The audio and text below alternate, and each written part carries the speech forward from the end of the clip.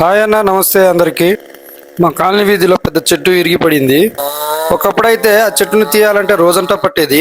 Portable cutting machine వచ్చిన కాడ నుండి గంటలు చేయాల్సిన పని నిమిషాల్లో అయిపోతున్నది. చెట్టు మొత్తం ముక్కలు ముక్కలు చేసి దొంగలని పక్కకి పెట్టేశారు. ఇదే చెట్టు ఒకప్పుడైతే నలుగురు మనుషులు పొద్దాక పనిచేసిన అయ్యేది కాదు.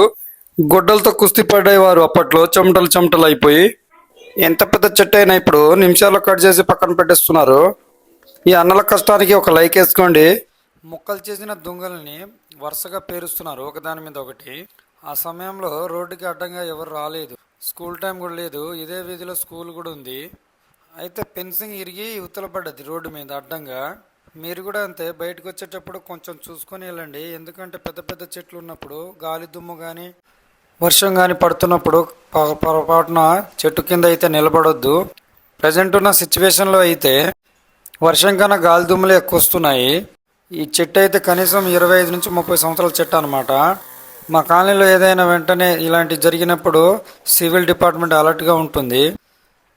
వెంటనే చార్జ్ తీసుకొని గంటల్లో చేసేస్తారనమాట. ఎందుకంటే పెద్ద చెట్టు అది.